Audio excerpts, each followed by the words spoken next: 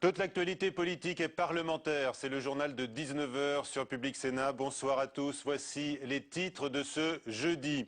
Des vœux de campagne pour Nicolas Sarkozy qui affiche sa détermination aujourd'hui à Lyon. Il dessine même le prototype du président idéal pour 2012, pragmatique, ouvert, dit-il, et qui ne doit pas manquer de courage.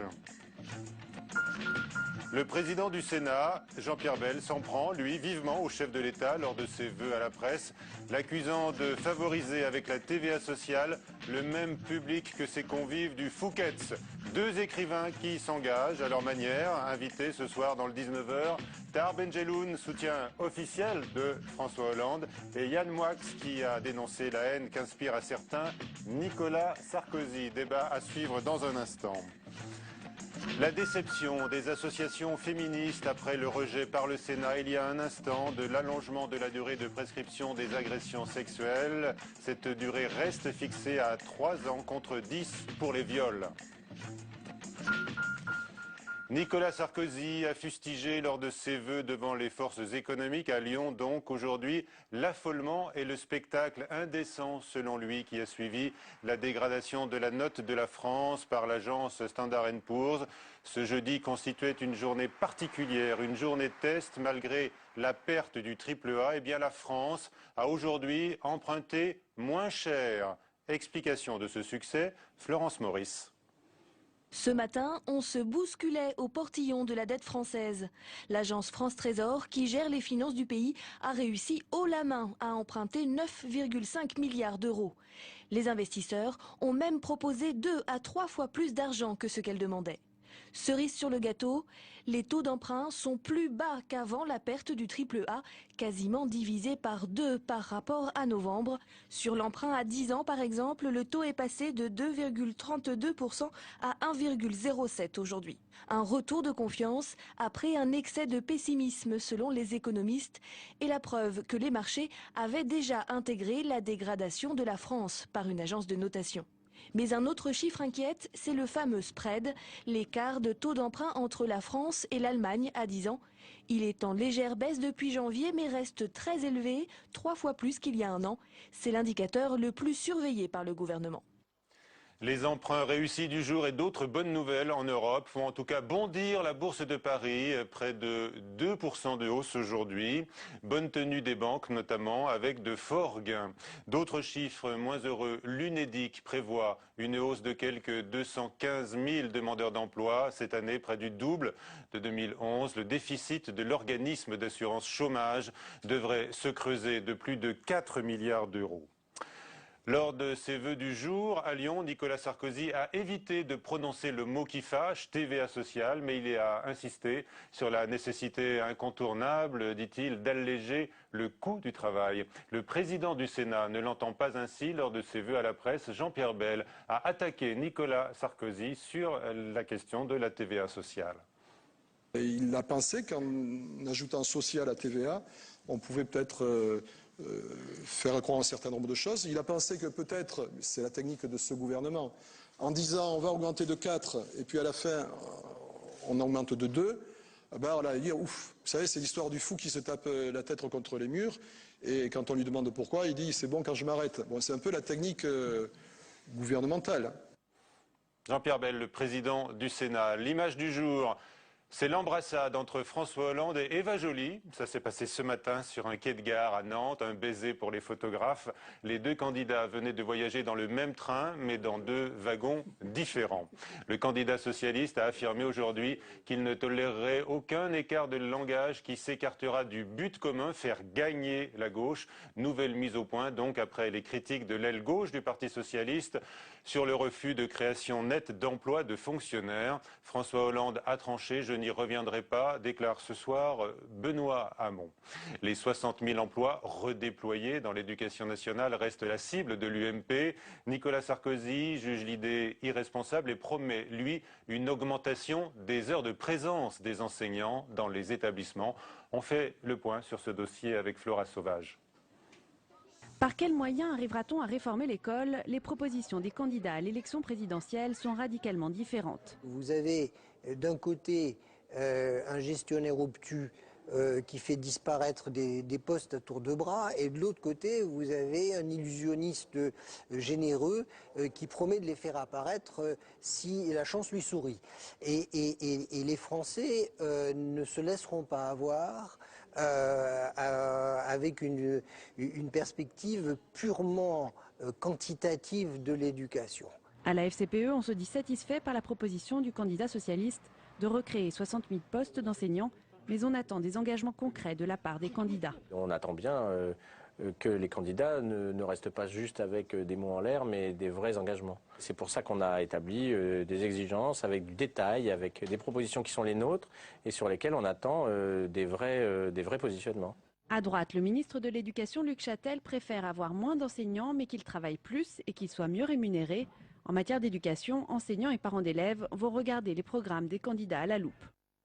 François Bayrou ce soir à Dunkerque pour son premier meeting de campagne. Le président du MoDem qui a le vent en poupe dans les sondages et qui se dit sûr de faire aussi bien qu'en 2007, voire de se qualifier pour le second tour, dit avoir choisi la ville la plus au nord de France pour tracer un pont à travers toutes les régions.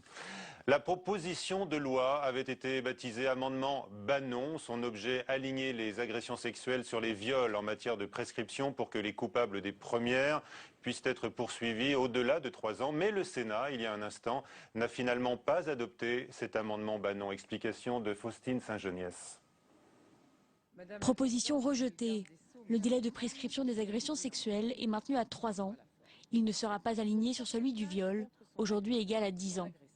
Pour les détracteurs du texte, revoir ces délais de prescription revient à banaliser le viol. Ça remet en cause la hiérarchie des prescriptions qui comprend des degrés différents et donc en fin de compte mettre l'agression sexuelle au même niveau que le viol, c'est d'une certaine façon banaliser le viol. L'agression sexuelle est un délit, passible des tribunaux correctionnels. Le viol, qui implique une pénétration, est un crime, jugé au pénal. Mais pour la sénatrice centriste Muguette Dini, à l'origine du texte, dans les 2 cas, le traumatisme est le même. Si la personne qui a été agressée ne peut plus rien dire au-delà de 3 ans, eh bien effectivement, elle ne dit rien et le traumatisme reste. Elle n'est pas reconnue victime, elle ne peut pas essayer de faire condamner son agresseur. Il y a 600 000 agressions sexuelles, viols compris par an. Il y a 0,01 agresseur condamné. On ne peut pas continuer comme ça. La proposition a été déposée au Sénat à la suite de la plainte de Tristan Banon contre Dominique Strauss-Kahn. Plainte qui n'avait pas abouti. Le parquet de Paris avait reconnu l'agression sexuelle, mais les faits étaient prescrits. Notons que le Sénat, par ailleurs, a voté aujourd'hui la pénalisation des injures envers les harkis. Les journalistes du Point et du Canard enchaîné, auteurs du livre L'espion du président, se disent sereins ce soir, après la plainte pour diffamation qu'entend déposer le patron du renseignement français, Bernard Squarcini. Le livre est un portrait au vitriol du directeur de la Direction centrale du renseignement intérieur. Il s'estime donc diffamé dans cet ouvrage où il est présenté comme instrumentalisé par l'Élysée. Les invités du 19h, je vous les ai présentés il y a un instant. Talha Attar Benjeloun, bonsoir. Bonsoir. Vous venez de publier une édition augmentée de l'islam expliqué aux enfants et à leurs parents. Avec nous également Yann Moix, dont le dernier livre, La Meute, est une défense de Roman Polanski face aux accusations de pédophilie. Vous êtes là d'abord pour parler politique tous les deux. Merci d'avoir accepté notre invitation. Yann Moix, vous vous définissez d'ailleurs dans cet ouvrage comme polanskiste. Est-ce que vous êtes sarkozyste? En fait, il y a un lien entre les deux. C'est-à-dire que je ne défends ni Polanski ni Sarkozy.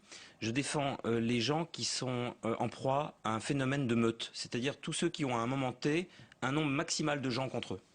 Donc la meute, ça pourrait être aussi le titre d'un livre consacré par vous à Nicolas Sarkozy. Oui, ça pourrait, mais sauf que les conséquences étaient moins graves. On ne l'a pas empêché de gouverner, on ne l'a pas enfermé. Il est enfermé à l'Élysée, mais il n'était pas enfermé dans une prison en Suisse.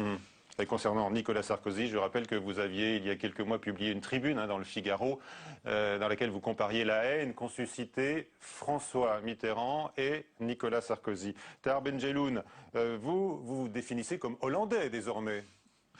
Non, j'apporte mon soutien à François Hollande de manière très simple, parce que je trouve que il faut qu'on change d'époque, il faut qu'on change aussi de méthode et surtout du visage.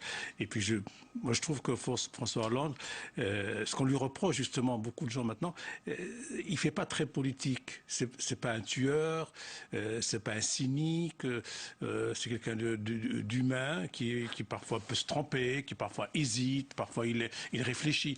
Donc moi ça me touche ce genre de personnage. Oui. Alors que alors vous avez été, je le précise, vous avez été le premier à apparaître dans la rubrique soutien du jour sur le site du candidat socialiste, Tahar Benjelloun. Oui, c'est le hasard. Enfin, alors votre premier argument, vous les avez déjà un petit peu dévoilés, c'est de dire que François Hollande est un homme sincère, il ne ment pas. Comment est-ce que vous en êtes sûr? Non, j'ai pas de certitude. Disons que jusqu'à présent, c'est quelqu'un qui dit les choses avec son cœur, sincèrement. Peut-être qu'il a menti, j'en sais rien. J'ai pas eu la preuve d'un mensonge flagrant. Nous mentons tous un peu, mais oui, mais là, vous jugez par rapport à l'impression qu'il vous le donne ou parce que vous le connaissez? Non, c'est l'impression qu'il me donne, parce que je connais très peu. Je l'ai vu 2 fois. C'est pas quelqu'un que je fréquente. Non, pas du tout. Mais je pense que les hommes politiques aujourd'hui sont avant tout des acteurs des acteurs médiatiques, des acteurs du spectacle. C'est ce qu'avait prévu Guy Debord il y a 50 ans. Nous le vivons déjà avec Berlusconi en Italie et ici. C'est vraiment la société du spectacle. Ça ne serait pas le cas avec François Hollande? Non. François Hollande passera aussi par là, malheureusement, parce que c'est une loi, c'est la loi actuelle. Je pense qu'en politique, dire la vérité, c'est changer de mensonge tous les jours. La vérité est toujours quelque chose de très peu immanent dans la politique. Et on s'aperçoit d'une chose par rapport aux précédentes élections présidentielles, c'est qu'on est aujourd'hui dans une société du dérapage, car c'est une société qui tweet, c'est une société qui blogue, c'est une société, avant le temps politique et le temps sociétal était un peu déconnecté, il y avait un temps de la réflexion, à l'époque encore de Giscard et peut-être encore un peu au début de Chirac, il y avait un temps de la réflexion politique et aujourd'hui ils ne sont plus déconnectés et je vais même plus loin, c'est-à-dire que la politique est sans cesse obligée d'aller au-devant du temps sociétal. La preuve en est, c'est que les politiques eux-mêmes tweetent, ils essayent. Et alors, il y a encore une nouveauté, c'est que le temps politique et le temps économique, alors là, sont totalement déconnectés et que c'est maintenant le temps économique qui dicte les décisions politiques, ce qui est aussi une grande nouveauté. Yann Moix, quel est votre ressenti de François Hollande?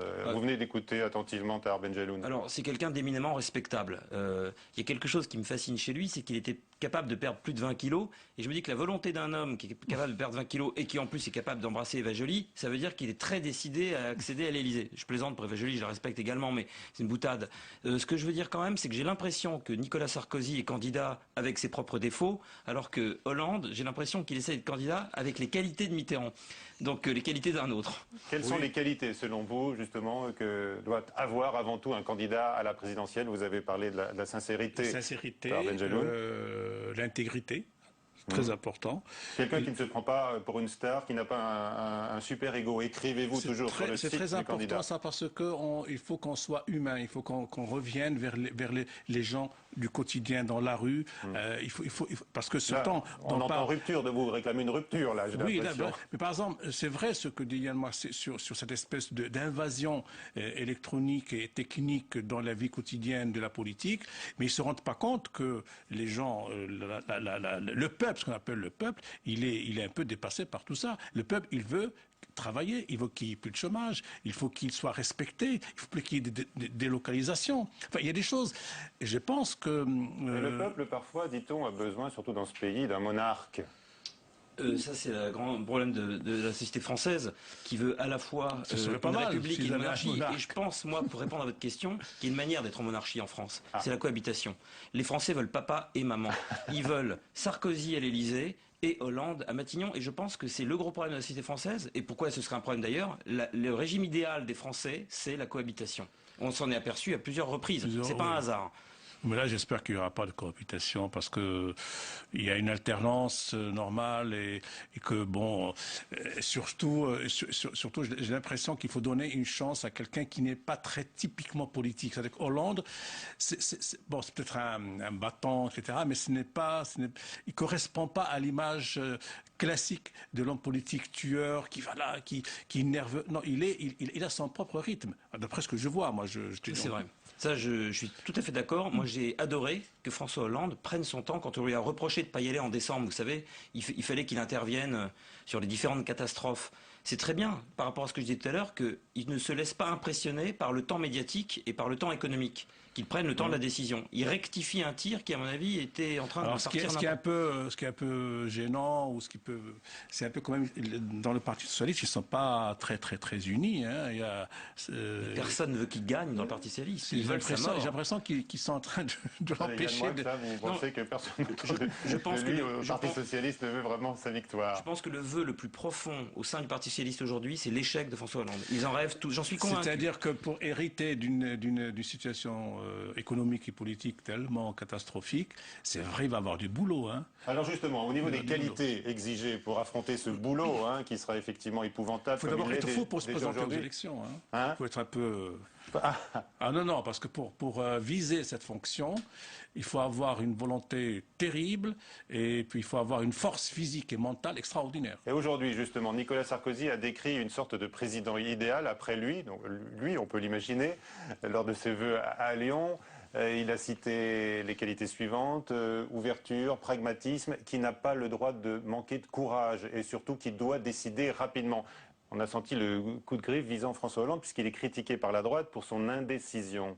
C'est clair que personne ne peut nier à Nicolas Sarkozy sa capacité de réactivité quand il y a un problème économique. Il est sur les dossiers à la vitesse de la lumière.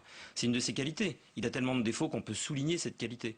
Mais François Hollande, c'est pas forcément un défaut. Il a une autre manière, si vous voulez, de digérer la complexité du monde dans lequel on vit. Il y en a un, il n'a pas compris exactement tous les tenants et les aboutissants, mais il faut prendre une décision. Donc à toute vitesse, il prend la décision la plus adaptée sur un temps court, et qui peut-être à terme posera des gros problèmes, et l'autre a peut-être une vision plus large, plus intellectuelle, qui lui permet de prendre des décisions moins spectaculaires, mais qui s'avéreront peut-être plus sûres dans l'avenir, j'en sais rien. Moi je trouve que par exemple Sarkozy, qui a bien sûr des qualités d'intelligence, d'audace et de courage, ça c'est sûr, mais parfois il fait les choses, il bâcle les choses.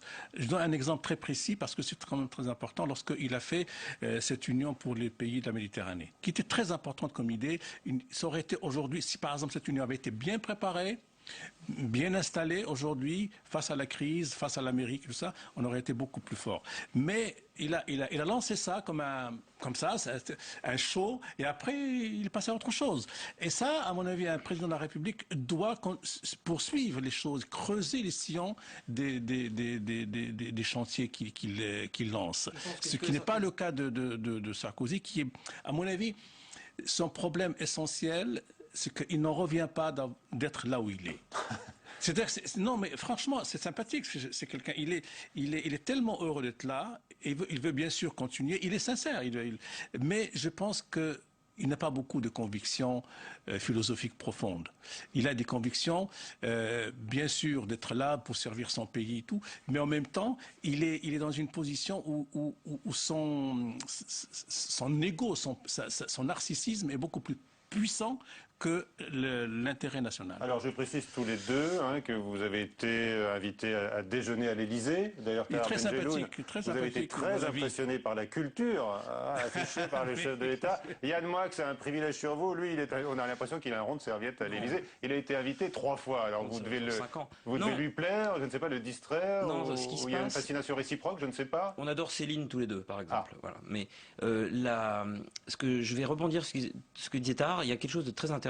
Effectivement, c'est une boîte à idées. Il a montré qu'on peut encore innover à partir de quelque chose d'aussi ancien et sclérosé que la Ve République et que l'Élysée. À partir de l'Élysée, on peut encore faire des étincelles avec de la nouveauté. Et c'est vrai qu'il se démotive lui-même parce qu'il aime les idées, mais il n'aime pas forcément les accompagner sur le long terme. Et on retrouve... c'est son côté chiracien. Voilà, mais on retrouve... Oui, mais sauf que Chirac, il a eu 2 idées en 25 ans. Surtout, oui. Lui, il a 25 idées en une journée. Mais alors, ce qui est très intéressant, c'est qu'il se démotive des applications de ses idées par rapport à leur invention. Il préfère l'invention que l'application des idées. Mais il y a autre chose, c'est qu'il veut, au jour le jour, surveiller la puissance médiatique des propositions qu'il fait. Et donc, forcément, quand on navigue à vue, on se laisse impressionner par la doxa. Et c'est aussi ce qui fait sa faiblesse. Quant à la curiosité intellectuelle qu'il a, comme quelqu'un qui s'est fait tout seul, il est également autodidacte en matière de culture, et c'est quelqu'un qui vous dit avec une candeur inouïe, j'ai lu Proust, ça tient la route. Mais c'est pas antipathique. Est-ce que vous avez un intérêt pour d'autres candidats là, qui se présentent, outre les deux principaux rivaux? Il faut parler des suivants, et notamment eh bien de Marine Le Pen et de François Bayrou, puisqu'on parle d'un jeu à 4 cette année pour le premier tour. Moi, Marine Le Pen me fait peur parce qu'elle arrive à soulever les foules avec des idées creuses, ou alors de la haine et de la peur. Et ça, c'est vraiment très inquiétant. J'ai regardé l'autre jour, elle était face à une journaliste de Canal+, et Anne-Sophie Lapix, oui. Oui, ça a été fantastique. C'était vraiment un match de ping-pong, tac, tac, tac. Et là, elle a coincé sur le plan économique, sur les chiffres et tout. Elle était perdue. Alors, elle commençait à crier, à hurler. Et à mon avis, ça, elle a montré qu'il n'avait pas beaucoup de maîtrise de ses nerfs. Surtout que ses dossiers n'étaient pas très bien structurés. Donc, et puis, il y a autre chose, c'est qu'on nous dit que les sondages sont sous-estimés, qu'elle pourrait faire plus. Mais qu'est-ce qui se passe dans ce pays ? Il faut qu'on sache un peu pourquoi aujourd'hui beaucoup de gens vont voter pour un programme xénophobe, au fond, mais il ne les dit pas, ils sont assez malins pour ne pas le dire, économiquement complètement creux, il n'y a rien de... Pour des idées quoi revenir au franc, fermer les frontières, des choses comme ça. C'est quelque chose qui... C'est pas un programme politique Qu'est-ce qui se passe sérieux. dans ce pays, mais elle séduit, justement. Et elle a un pouvoir de séduction. Quand l'extrême droite commence à se fondre dans le décor, c'est que le décor est malade. C'est-à-dire que c'est à la fois parce qu'ils font du très bon travail au Front National et parce que nous, on n'est pas assez vigilants. Le Front National est dangereux pour la première fois. Moi, Le Pen m'a fait toujours rire. Le père m'a toujours fait rire. Je veux dire, rire au sens nerveux du terme. Il m'a agacé, mais je n'ai jamais eu peur, si vous voulez, qu'il arrive au pouvoir. Là, c'est complètement mais lui, par exemple, différent. son antisémitisme, il le maquille de façon extraordinaire. Il dit, je ne suis pas obligé d'aimer la peinture de Chagall, ni d'aller à l'anniversaire de Madame Veil. Exactement. C'est-à-dire que... C'est quand l'antisémitisme ne se voit plus qu'il est le plus dangereux. Il est à son maximum. Le Front National était à son maximum d'antisémitisme, à son maximum de racisme, et la preuve en est, c'est qu'il le dissout dans le décor. Et on le voit plus. Et on le voit plus. Ça, c'est plus exactement grave. comme la veste de Tar sur ce décor, on ne le voit plus, quoi. C'était une opération de caméléon. Mais il n'y a pas eu une métamorphose du Front National. Vous êtes écrivain, est-ce que vous avez la capacité de voir ce qu'on ne voit pas forcément nous? Oui, on est très attentif au discours et à la parole. Et moi, je lis sur les visages. Dans une société de petites phrases et de dérapage perpétuel, tout le monde dérape, sauf Marine Le Pen. C'est celle qui dérape le moins dans cette campagne. Parce que elle se contrôle très bien. Enfin, non, pas toujours. Pas quand elle est confrontée à quelqu'un de très, très solide. Non, moi, je lis un peu sur les visages. Je trouve Sarkozy fatigué, très nerveux. Très préoccupé, il n'est pas sûr de lui, il est très inquiet. Hein. D'ailleurs, les images de tout à l'heure, vous voyez, il est très, très, très marqué. Hollande, il est serein. C'est vrai, il est serein. Mais ce qui n'est pas le cas de ces lieutenants qui sont à côté de lui. Alors, celui qui, pour moi, est une énigme totale, c'est notre ami Bayrou. Ah bon, c'est votre ami? Enfin non, il va le suivre, non? Une journée, oui. Je vais suivre une journée pour le point, oui. Oui. Il va l'accompagner. Oui. Il est sympathique, il est cultivé, il aime Peggy, c'est ça? Oui, c'est un Peggy. Ça vous fait un autre point commun, comme vous en avez un, donc avec Nicolas Sarkozy. Je parle de Céline avec Sarkozy, je parle de Peggy avec Bayrou. J'ai fait des progrès énormes, d'attention pour savoir qu'est-ce qu'il propose. Quel est son programme? J'arrive jamais à savoir. Si, moi j'ai compris. Ah oui? Enfin, il le dit tout le temps. C'est quoi? Il parle de l'Union nationale. Ouais, mais ça va pas. Ça n'est pas un programme. Ça c'est... Non, mais un programme, c'est-à-dire... Que faire demain si, je sais pas moi, il y a une vraie crise de l'euro, enfin beaucoup plus grave qu'aujourd'hui ici. Que faire demain si, je sais pas moi, la France est attaquée par je sais plus qui. Enfin, il est désarmant. Il est désarmant. Et alors, je ne comprends pas non plus pourquoi il a 14%, c'est ça? Comment Je ne comprends pas comment ça fonctionne chez les gens. Et puis Mélenchon, c'est un Tangerois comme moi, il est de Tanger, mais il m'amuse comme...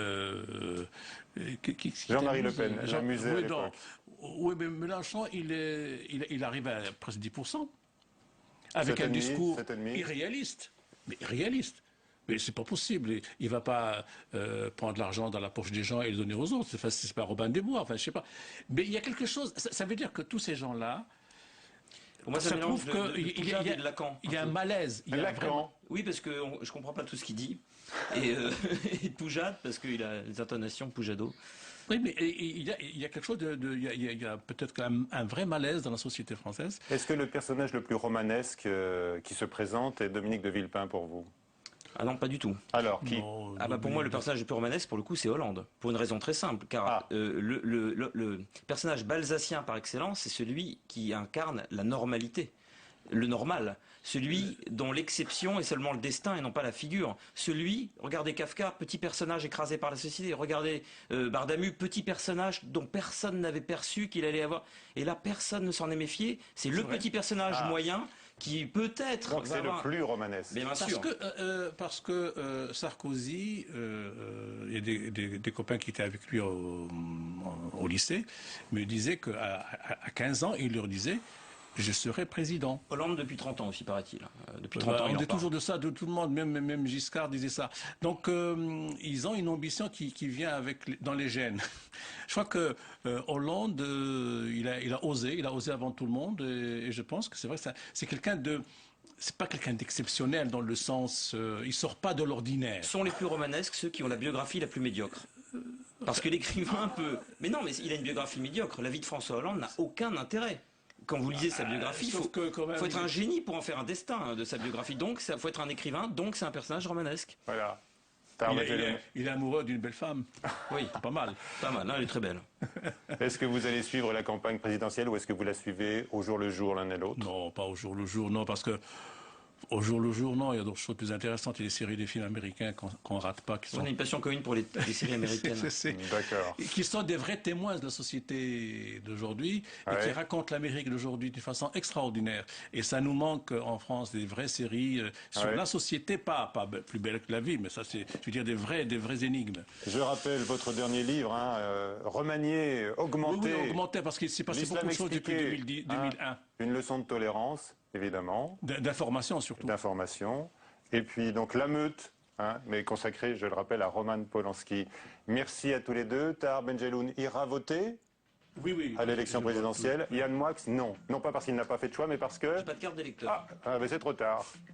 Merci à tous les deux. À 22h, Sonia Mabrouk pour le prochain journal sur Public Sénat. À suivre sur la chaîne parlementaire Assemblée nationale. Pile et face, bonsoir.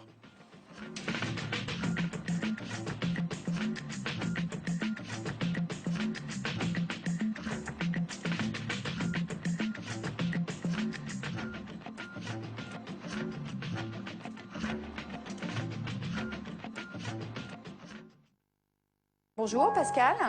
Moi c'est Franck. Bonjour, je m'appelle Eva. Et moi c'est Diane. Et on part en Israël. Pour moi Israël c'est le peuple juif, c'est la Shoah. C'est la guerre. C'est la question palestinienne. C'est les grands lieux religieux. C'est aussi les images de vacances, la mer Rouge. La mer Morte.